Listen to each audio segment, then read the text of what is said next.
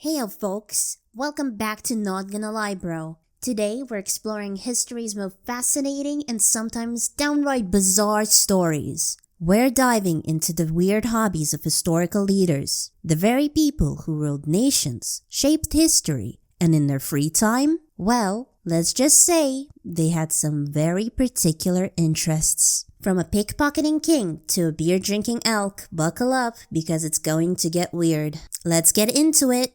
Let's start with King Farouk of Egypt, who ruled from 1936 to 1952. Now, you'd think a king would have more than enough wealth and power to keep himself entertained.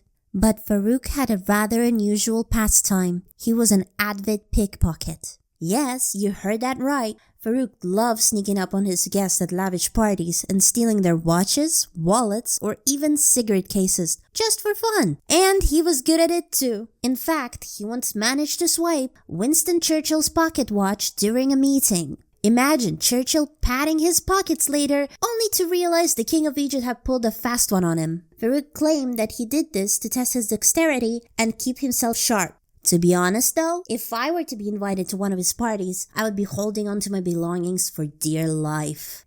Next up is Tsar Peter the Great of Russia, a man who didn't just want to rule an empire, he wanted to dabble into dentistry. Peter was fascinated by teeth and took it upon himself to perform extractions on anyone who would or wouldn't let him try. And by offer, I mean he'd sometimes insist on pulling your tooth out whether you wanted or not. Peter even kept the teeth he pulled as trophies and displayed them like souvenirs. Imagine walking into his study and seeing a jar full of teeth labeled, "My work, creepy or impressive?" You decide in the comments below.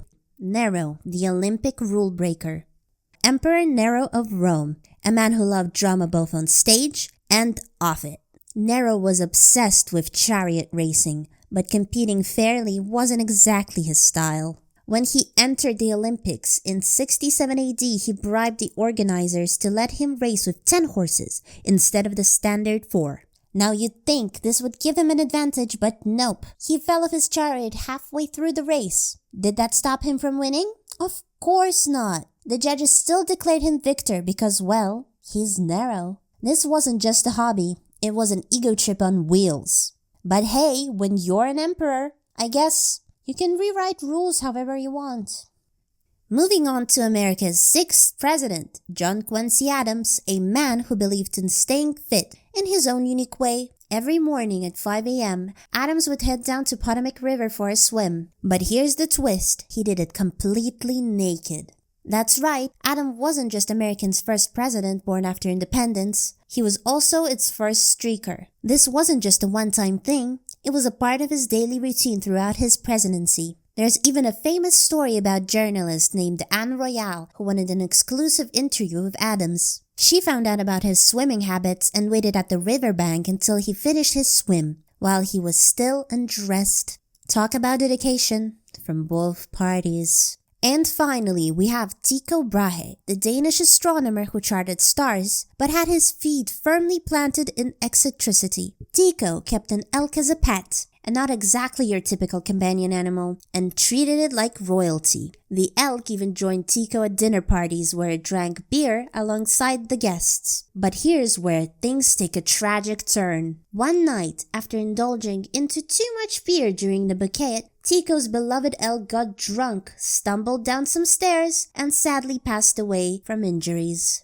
It's safe to say Tycho's choice of pet was unique as his contributions to astronomy.